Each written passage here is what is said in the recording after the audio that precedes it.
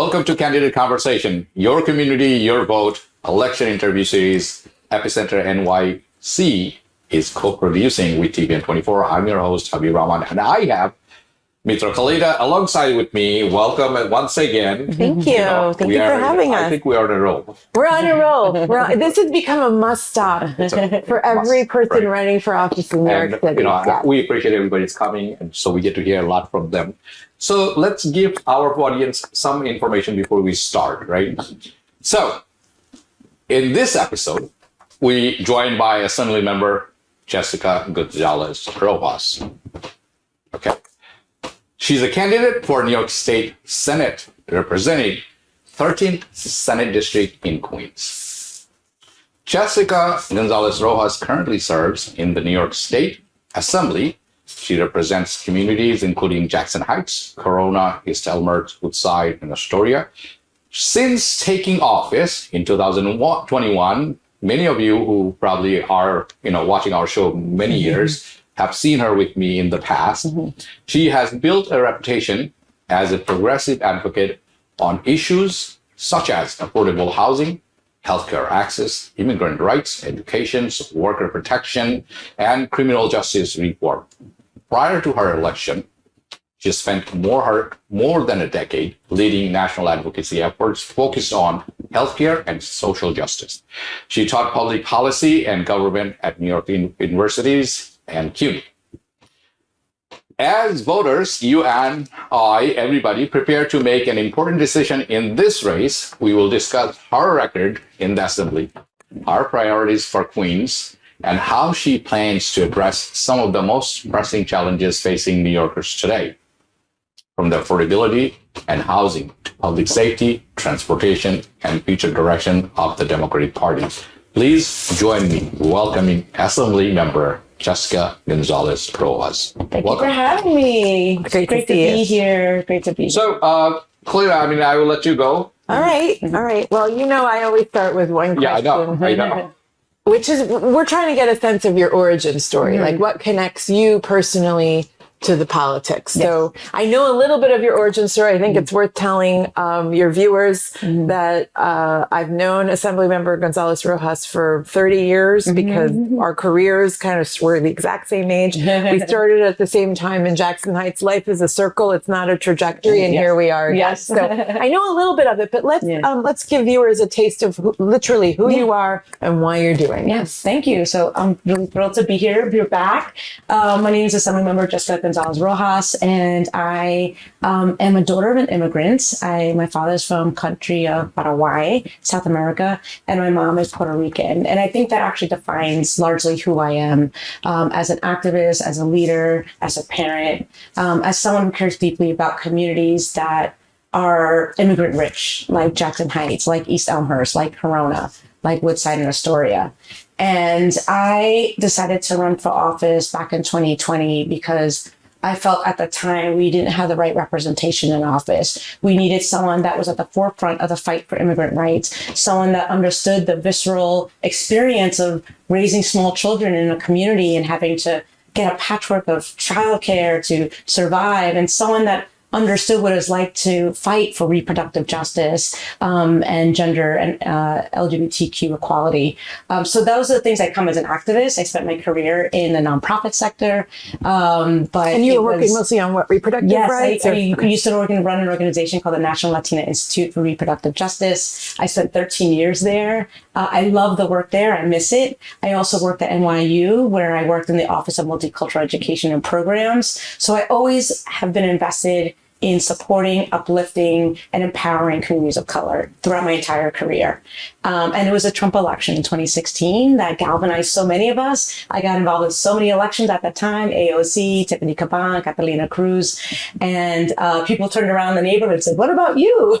And we had a white man representing a district that was predominantly Latino, predominantly people of color, huge South Asian community. And I raised my hand back in 2020 to run. And here I am today, ready to represent Senate District 13, which includes overlapping neighborhoods of Jackson Heights, East Elmhurst, Corona,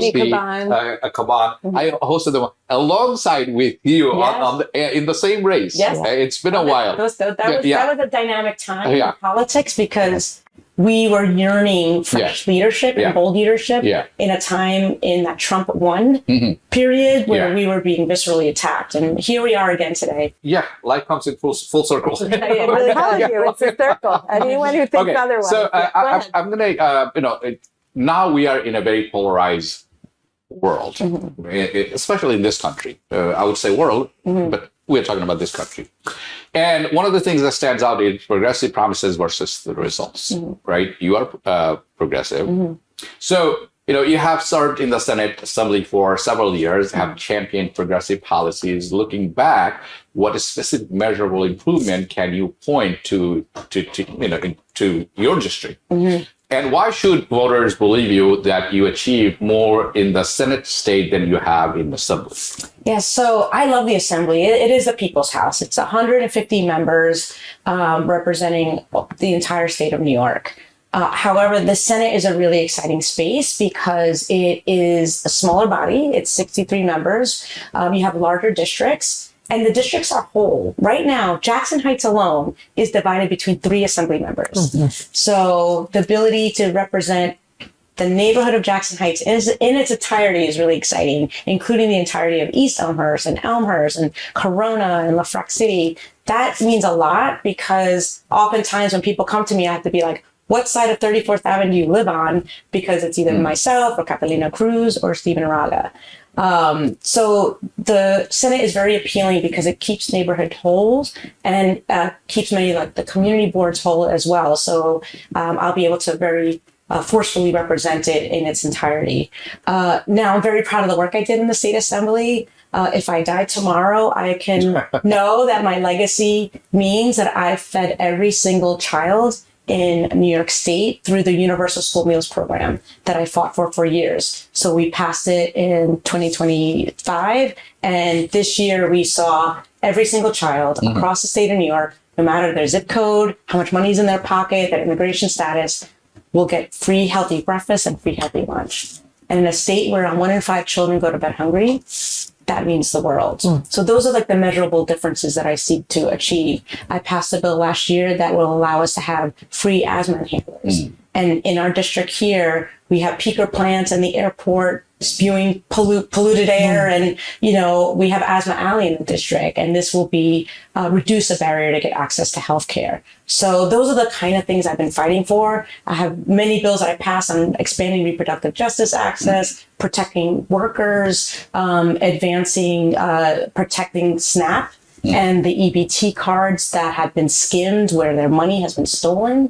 And we were able to get it in this year's budget. So my goal is to make a material difference in people's lives in this community and across the state. So you mentioned the district, and I think one of the reasons we're doing these interviews is because we want to make sure that we are just helping people during a very confusing election. So the primary, which will also tell you how to vote at the end of the segment, is June 23rd. There's early voting that's beginning in a matter of days. But the current state senator is Jessica Ramos, and you are running against her. Jessica Ramos, there's 2 issues that I believe she's gotten quite a bit of mainstream media and even local news attention for. One was her endorsement of Andrew Cuomo, even as she was running for mayor of New York City last year. And then also her opposition to a casino plan at Citi Field. So I just wanted you to unpack that a little bit for us. Where do you stand on each of these things? Could you evaluate? Well, those are the 2 things that I think a lot of people grab onto. Is there anything else in Jessica Ramos's record besides these 2 kind of headline grabbing themes that we should also know about? Yeah, I think there's been a real shift of her values. And I think the Cuomo endorsement was an indication of that. She was the only Latina running for mayor last year. And it was an exciting moment. I think we do need better representation. We want Latina representation at the highest levels in our city government.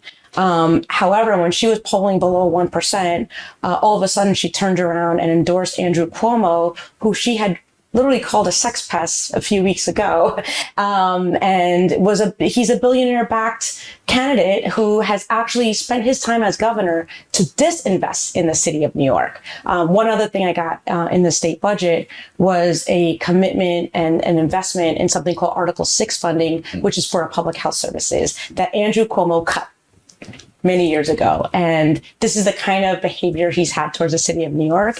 And to have someone that was supposed to be a fighter for our community, for our immigrant community, our working class community, to turn around and endorse Andrew Cuomo was a slap in the face and a extreme disappointment to the community. But that's just a reflection of some of the ways in which she treated people over the years, her shift in values, her shift in position.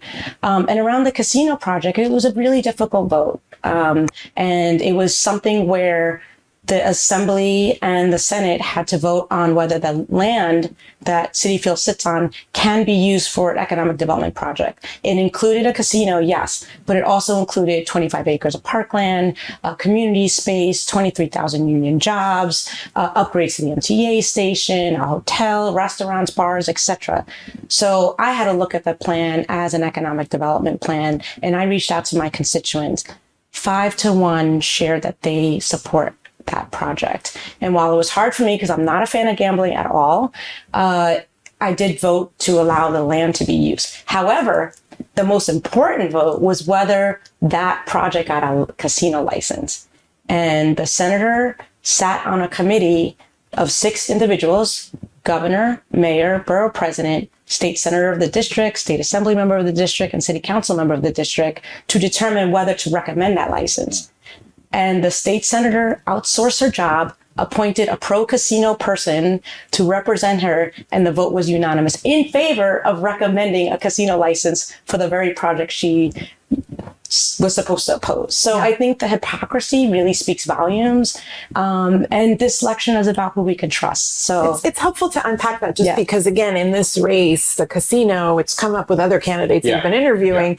And I think for those of us who are in the process of covering these issues, it can be frustrating because while there's a process, people aren't necessarily weighing in, and they're weighing in now, and it feels like the decision's been made. It's a year since the parkland vote where we had to determine if the land could be used.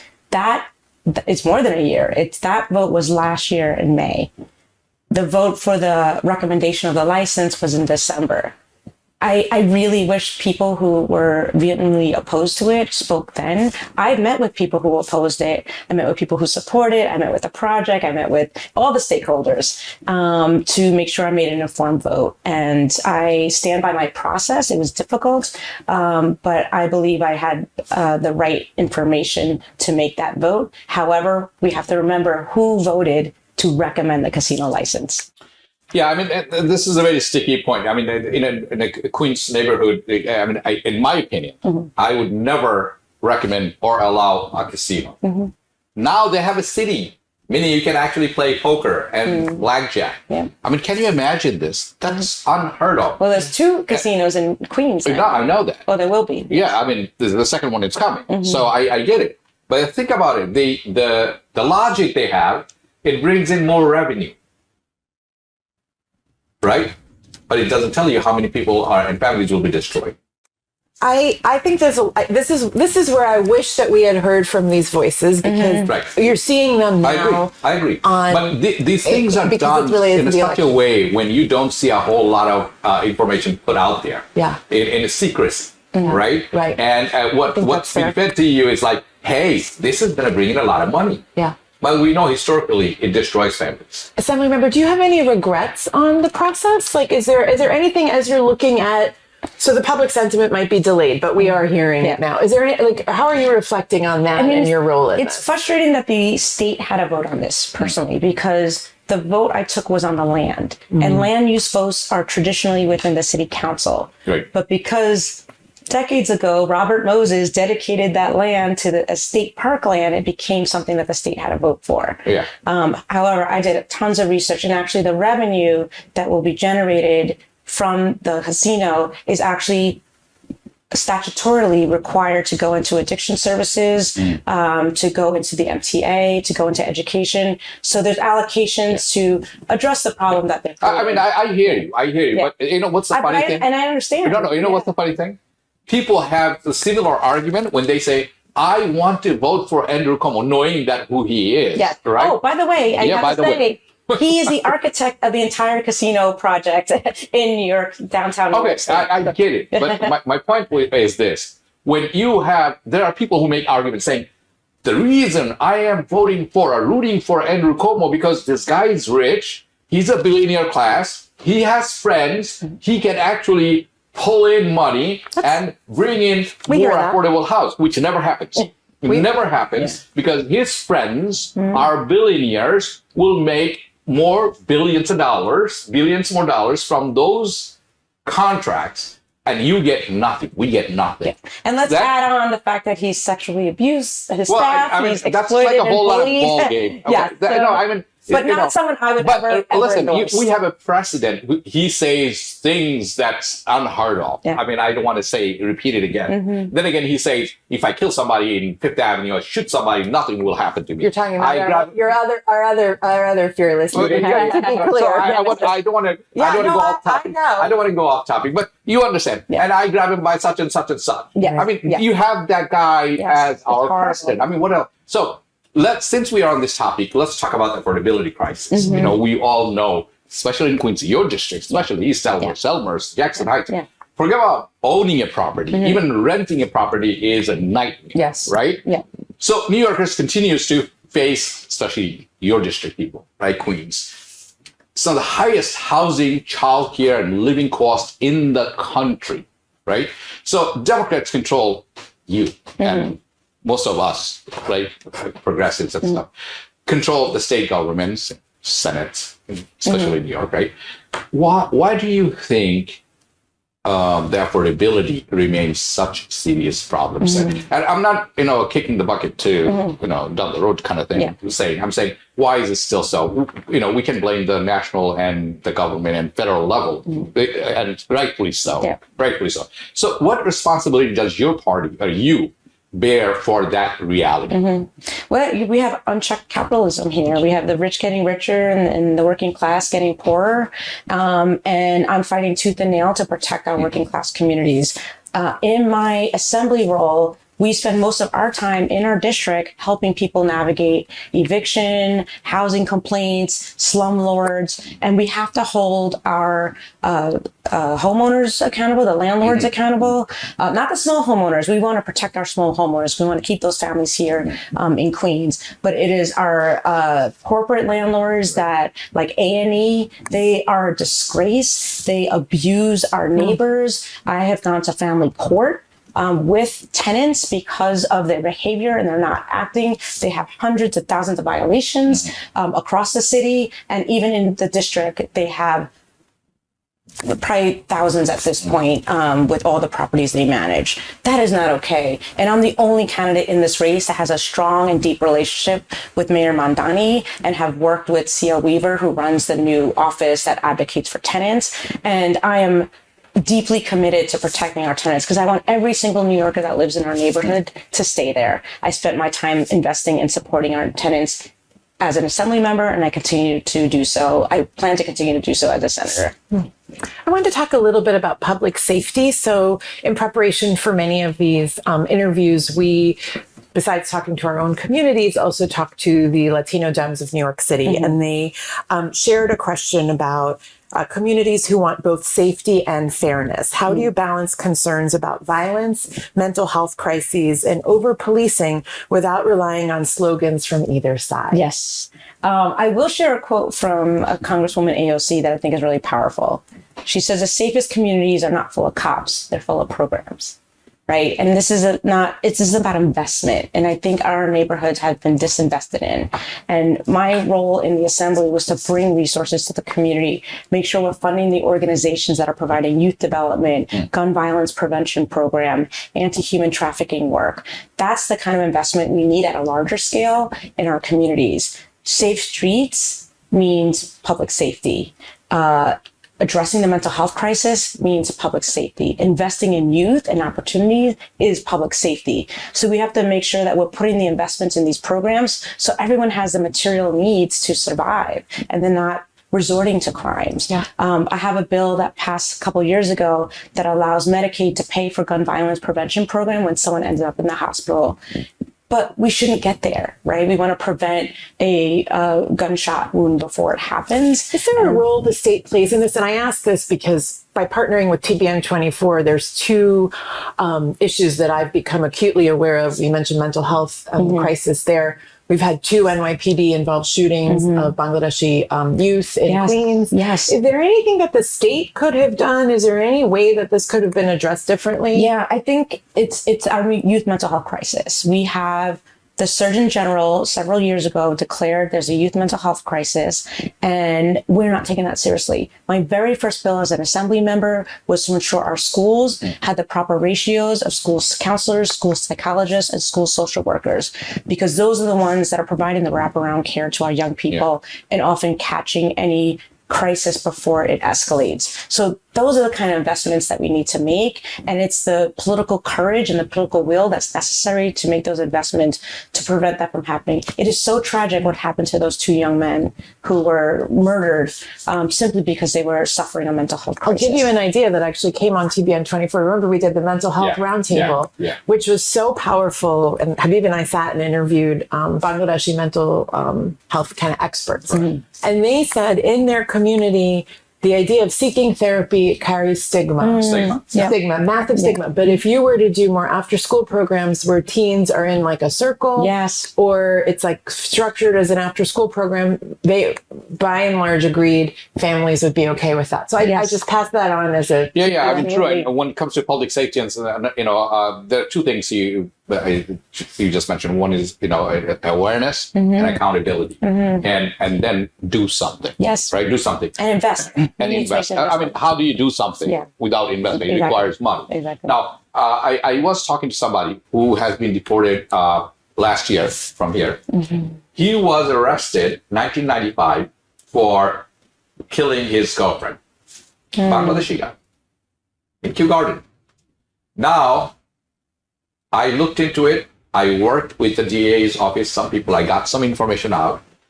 And the murder weapon and the accusation and the record doesn't match. But guess what? He was in jail for 20 years. Oh, wow. His family contacted me 2 months prior to his deportation. Right. I couldn't do anything, but I have gathered all the information. I wish to fight one day. This case, and the guy, and this is. Well, the deportation is bringing up all sorts of other so discrepancies. I mean, I felt helpless because I couldn't help because he had no time. He served his time and he was to go. And forget about his deportation. He's innocent. He didn't commit the crime. Right? Anyway, that brings me to accountability. Now, accountability in a lot of ways, some people will say accountability at the top level, government, federal level. I'm talking about accountability in the city, local, and the Albany, right? So right now, we're in a situation where public trust in government is, has been damaged, to say the least, right? So there are many reasons, scandals involving New York elected officials. So you mentioned one a few minutes ago. I'm not going to mention the names again. So, but it's both parties. It's not Republican and Democrat. I mean, it's not just Democrats or just Republicans. It's both sides, right? What reform would you support to improve this transparency and accountability? And how can voters be confident that Albany, right, you're going to get to work with them, is capable, or you, a bunch of people that we trust to vote, can do this reforming of the information? How do you? Yeah, I was proud to get the endorsement of organizations like Citizen Union. That is a good government organization. And I work closely with of the public lawyers, the New York Lawyers for the Public Interest, and other good government organizations to advocate for policies that promote accountability, transparency, and good governance. So everything from election reform, right, and improving the ways in which our elections are played out, to ensuring that there's teeth to a lot of the laws that we advocate for. I mean, luckily we're not in Mississippi and Alabama and Georgia, right? So please go on. Yeah. So again, this is something really important. I come to government with a background in organizing and activism and pressing and demanding transparency and accountability. And I think it's necessary. And a lot of the bills I pass speak to that. We have bills that protect workers around any retaliatory efforts that they experience, protect their personnel records. We want to make sure that we are uplifting the needs of communities and that we're holding them accountable, those that are supposed to serve them. And that is about, again, we have to make those investments because some of these agencies don't have those arms for the accountability and enforcement of the work. So we can't let that not happen because of money. But we also need to have the laws and policies in place that create that safeguard for accountability and transparency. I wanted to make sure we get a question in head on about immigration and the state's role. So, at the city level, we've seen, their efforts, of course, like you see it with schools and social services. At the federal level, we've been waiting for comprehensive immigration reform for decades. What do you think that the state could do, right? So you're gonna, let's say this happens. You enter the state Senate. Immigration is your issue. What is step one? Well, immigration was my issue coming in as an assembly member. And I recognize that there's limitations on what the state can do because immigration is a federal law. But we were able to make huge advancements. One of my commitments and things that I was able to successfully advance was expanding healthcare access for immigrants. So I had a bill called Coverage for All. The full bill in its entirety didn't pass, but we were able to expand coverage for undocumented pregnant people a year postpartum and ensuring that older adults who were uninsured are covered. We were expanding access for a child health program. But the big exciting news is that in this past budget, we were able to achieve huge victories on immigration. It didn't get us everything we wanted, but we were able to expand sensitive locations to include, shelters and schools. I had a bill around universities, cities, CUNY and SUNY universities to protect the data of our immigrant undocumented students and to ensure that ICE could not enter it without a judicial warrant. But we've expanded sensitive locations. We created an AG's office on immigrant trust. We ended the 287G programs, which basically deputized local law enforcement and allowed for local jails to be used as detention centers. Those will be no longer. So we moved a lot. We made investments on legal services. But the one thing that did not happen that we will continue to fight for was to prohibit collusion between local law enforcement and ICE. At the city level, we have sanctuary laws, but not at the state. Right. So we're continuing to fight there. And I'm determined to get that done as a state. Last week, the federal government passed another bill, $70 billion for ICE. $70 billion. It's horrible. And these contracts are going to their friends, the cronies, and the profiteers, right? They could solve world hunger with that money. I mean, true. I mean, a few things that New York State does differently. I mean, when education comes to education, even you are an immigrant and don't have proper documentation, the DREAM Acts and stuff like that. Although at the federal level, they're starting to take this away as nothing. So I do think that New York has been the buffer, but I think we are in But for how long, we don't know. Exactly. But that's why it's important to vote, right? And this election also includes Congress. And I'm the only candidate that has been endorsed by our Congress member, 𝗔𝗯𝘂 𝗧𝗕𝗡. And I'm the only one that has a deep, close relationship with her. So when there are federal cases that come to me, we can partner and solve the work together. We're coming to an end, but I'm going to ask some questions really. It's like an ideology versus practical governance, right? So you just mentioned AOC, so I'm going to go there. The critics argue that some of the progressive policies sounds good on theory and paper, right? But can be really difficult to implement in practices. Can you identify a policy position where your views have evolved after seeing the realities of the government and what caused that change? The exciting thing is at the state level, we can move policies. At the federal level, it's much more difficult. It's a much larger body.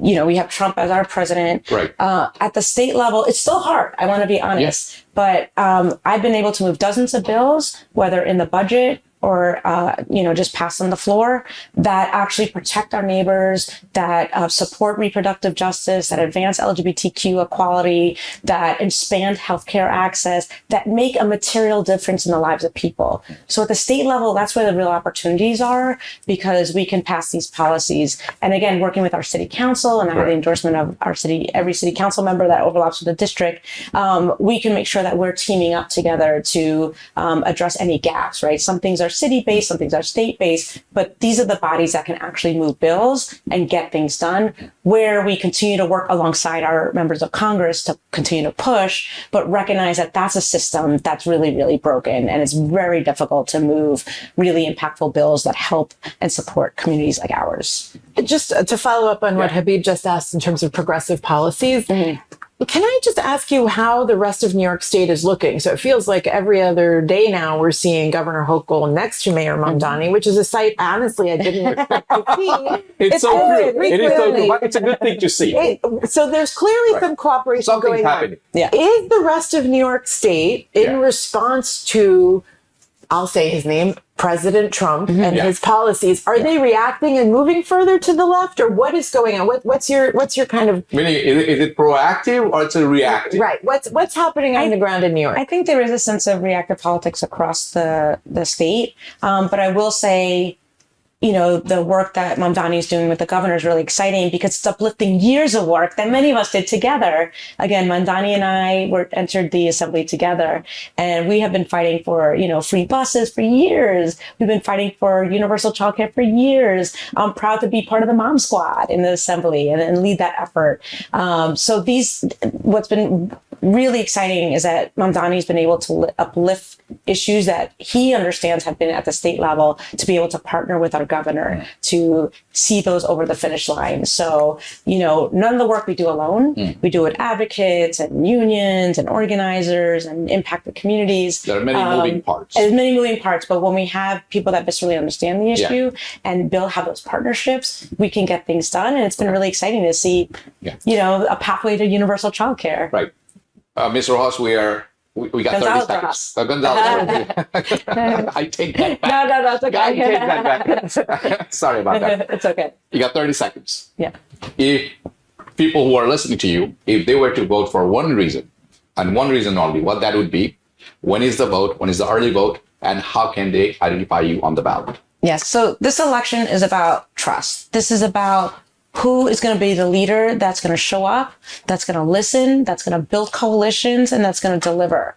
And I'm the only candidate in this race that has those relationships across city, state, and federal government. I have the endorsement of nearly every progressive nonprofit, whether it's Make the Road Action or Drum, that has been on the front lines of fighting for justice for our communities, particularly our immigrant communities, our working class communities, our queer communities, anyone that's been marginalized and targeted by the Trump administration. So I'm thrilled to be running in this race. I feel very humbled by the support, and I hope to earn your support as you come out and vote, starting this Saturday with early voting. And that's June 13th. Right. Yes. June 13th. Early voting June 13th. Yes. Actual vote June 26th. 23rd. The 23rd. That's a cutoff. That's the last day. That's the last day. Last day. So I would say everybody go out there and vote. Yes. Regardless who you vote, it doesn't matter. You go out there and vote.